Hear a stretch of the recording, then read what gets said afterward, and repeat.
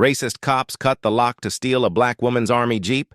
Then the U.S. Army surrounded the station and brought them down. Captain Aisha Washington did not look like an easy mark. But to certain men in Mapleton, the sight of a black woman in a military-issued Jeep Wrangler with government plates triggered the old reflex of testing what they thought they owned. Streets, stories, outcomes. She had driven in before sunset to bring soup and medicine to her mother, Ella, who was fighting through chemotherapy, and she had stopped at the Maple Leaf Diner for a large coffee to make the night drive easier. And this is where Chief Richard Dawson, with 30 years of brittle authority and a budget shaped by civil asset forfeiture, first saw her through the window and made a decision disguised as procedure.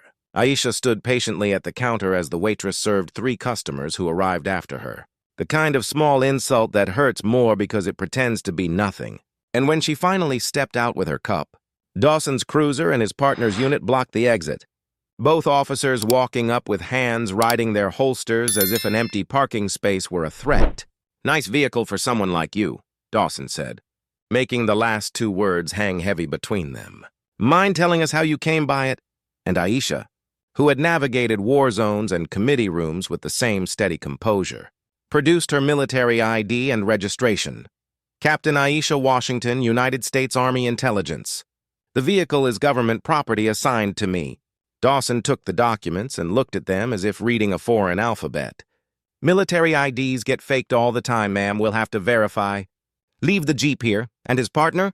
Officer Trevor McKnight did a slow circle of the Wrangler, fingers grazing the paint the way some men touch power to convince themselves it's theirs. Aisha asked, calm but exact. "How long will verification take?" And Dawson said, "Hard to say. Hours." The kind of answer designed to create a different problem. And when she requested a receipt, he tore a note from his pad with the lazy flourish of a man practiced at small traps. "We'll be in touch." Aisha, noting the angles of the diner cameras, the lack of a body cam blink on Dawson's chest, and the pattern she'd seen across a dozen towns, decided on the narrow path between pride and strategy, ordered an Uber and left, but she did not leave unguarded. Trained in counterintelligence, she slipped a pea-sized covert camera beneath the Wrangler's mirror mount and pinged Fort Belvoir with a coded voicemail to Colonel Marcus Freeman, who understood that the phrase "neighbor's dog keeps taking things" meant civilian interference with a protected asset. And as Ella opened her door with that tired, indomitable smile, Aisha had already received the first quiet alert. Tracking live, asset static. On the other side of town, Dawson slumped in the station break room rehearsing contempt while McKnight stirred powdered creamer into coffee. "That Jeep's worth 50 grand easy," Dawson said. "Forfeiture will keep Christmas on the calendar." And when his partner shifted like a man whose conscience finally found an elbow, Dawson recited the budget cuts, the new cruiser line items, the way fear of scarcity becomes permission for theft. "We find something. We keep it." And from his desk drawer came an evidence bag of white powder skimmed from a months-old case, the kind of poisoned insurance policy that makes a lie look official. Under a blank moon just after midnight, they returned to the diner lot, a private tow already idling nearby. And Dawson pulled a lockpick from his pocket the way he might pull out a key, cutting the steering wheel lock with bolt cutters, the clack ringing in the cold, then slid into the driver's seat, glove box open. Evidence bag planted and angled just so, McKnight pretending not to hear his own breath quicken as the tiny red wink of Aisha's hidden lens saw it all with perfect memory, audio and timestamps included.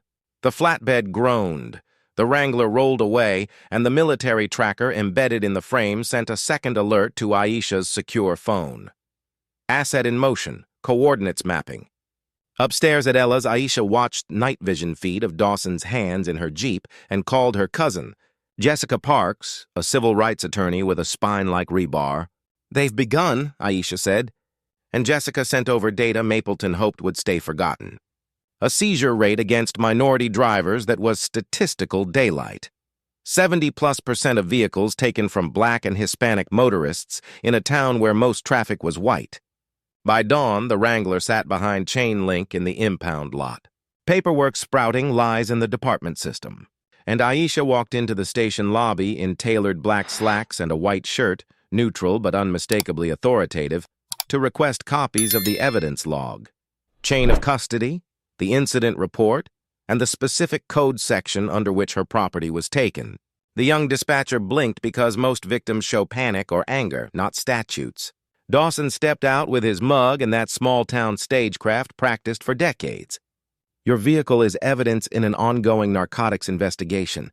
Captain, he said, inflecting her rank like a joke, we found cocaine in plain view. And when Aisha asked how the tow operator's observation of the glove box had become a lawful search, he said the magic words, probable cause. And when she tapped her phone's recorder and noted that Virginia is a one-party consent state, he flushed the color of a man unused to documentation, leaned in with the soft menace of habit. People like you need to learn how things work here. No slur. Just the centuries-old intonation that carries the same weight. What Dawson did not see was the quiet cascade that had begun when he opened a government console. A Fort Belvoir watch officer logging a breach attempt, a JAG major drafting affidavits, an FBI civil rights supervisor looped into a cross-thread with the public corruption unit. He also did not see McKnight's hands tremble at his sides, because in 6 years of doing Dawson's errands, he had never watched the boss plant drugs in a vehicle registered to the Army. And that detail tugged an old memory. His father's dress greens in a cedar closet and a bronze star kept in a sock drawer because some honors are private. By noon, Aisha's feed showed Dawson and McKnight rifling deeper through the Wrangler, then straining at a reinforced underseat vault they could not open. And when the second tamper alert hit Colonel Freeman's screen, he called an interagency call in a secure room and said what needed saying. A military asset has been unlawfully accessed and classified compartments have been probed. Get me FBI on Title 18 Civil Rights and Obstruction, JAG on UCMJ coordination, comms on satellite tasking. Meanwhile, Jessica filed an emergency motion for an expedited forfeiture hearing and pulled case histories showing Mapleton's perfect record. 15 years of 0 citizen wins before Judge William Porter, a statistic that is only possible when outcomes are pre-written. That afternoon in a booth 30 miles away, McKnight slid into a seat across from Aisha like a man sitting in a confessional. He's crossed lines before, but this, military, he thinks he's untouchable. And Aisha slid a folder across. Proffer letter, conditional immunity. A promise that telling the truth could stop the damage from multiplying. And as he signed, Dawson's paranoia pinged a GPS breadcrumb and his cruiser rolled into the gravel lot, eyes hot and bright at the window when he saw his partner with the woman he meant to crush. That night, while Dawson paced his home office and poured whiskey like an argument, military analysts finished stitching 7 years of Mapleton seizures into a web. 237 vehicles, 80+% minority owners, auctions laundered through a mayor's brother-in-law, kickbacks to the chief and a county judge, seizures that happened to follow routes from low-wage night shifts to home, and emails from Dawson's private account flirting with militia forums and thin blue-line corners where grievance gets dressed as virtue. McKnight's statement added oxygen, planted pills here, cash pocketed there, cameras that failed when it mattered, and a toolkit in Dawson's trunk holding lockpicks, mini-baggies, and a quilt of excuses. When the forfeiture hearing convened the next morning, they tried the usual tricks. Judge Porter suddenly unavailable, a clerk named Theodore Williams sitting in his chair, the township lawyer smirking through a script, but Jessica's cross-examination forced the seams to show inventory report at 10:45 p.m. with no contraband, evidence log stamped 11:30 p.m. with contraband, no tow operator affidavit, no body cam footage because malfunction, and while the clerk still ruled against Aisha, calling for continued seizure pending investigation, the appeal packet that left the courthouse was thick with procedural violations, timing discrepancies, and registry errors that would later look like a confession. Outside in the chill, Dawson leaned in again, all teeth and threat. Back down or we'll find more than we already did, and Aisha's pocket mic took down every syllable. That evening, Dawson decided to erase the problem with velocity Call a chop shop, move the Jeep, strip it, bury what can't be sold. But the breadcrumb trail Aisha had left in her browser history, searches about hidden comms crates and secondary vaults, pulled him back to the impound at 2:15, bolt cutters clanging as he clipped a fresh lock, hope and greed tangling in his throat when he felt the contours of a mil-spec case beneath the rear seat. When he tugged, a micro-switch armed and a satellite winked. The package he tried to pry open wasn't comms. It was a tracker and alert device with a friendly Sierra label for those who knew what alerts meant. And in the command van, a comms NCO said, "Target has located and attempted access of package Sierra." And Colonel Freeman said, "All elements, stand by 500. Dawn approached like a held breath. Federal warrants came back signed, and unmarked SUVs rolled into place while two disguised 5-tons idled behind a bakery, their drivers sipping coffee and watching the second hands crawl. Aisha stood in dress uniform beside Freeman in the mobile command center. Her steadiness not stoic, but deliberate. This was not revenge. This was containment, protection, repair. And at 0:05, the street bloomed with blue lights and amber flashers as FBI teams went to doors and military police sealed the impound. Dawson was still kneeling in the Jeep when floodlights ignited. A voice on a loudspeaker said, "Richard Dawson, step away from the vehicle." And in the sudden glare, he flinched toward his belt and then saw the number of muzzle crowns aligned at him, and the thought fled. In the lobby, the young dispatcher's mouth formed a perfect O as agents presented warrants for records, hard drives, phones. At Dawson's house, a second team found a false panel and stacks of cash that smelled like oil and laundry soap and cigarettes, the scent of backside transactions. Across town, the mayor shuffled to the door in pajamas, and the county judge tried the county line where a state trooper waited. Aisha requested 5 minutes with Dawson not to gloat, but to close the loop, and when she knelt to his eye line, she didn't raise her voice. "This stopped being about forfeiture when you planted drugs. It became federal when you tampered with evidence. It became a military matter when you cut into a classified compartment. But most of all, it's about the people you've been stealing from for years." And for once, Dawson had no script, only the shape of a future he didn't control. By mid-morning, cameras on poles and cameras on shoulders captured Mapleton's reckoning. The careful, clinical procession of boxes leaving the station, the line of military vehicles that looked less like force and more like consequence, and residents gathered at the tape not to jeer but to count what had been taken, to say names of loved ones who lost jobs because wheels were taken, to breathe. An older black man Aisha had noticed outside the diner that first night pressed closer to the barrier. "My grandson's truck 2 years ago said they found weed." "He missed the interview?" And Aisha pressed a number into his palm and said, "Have him call.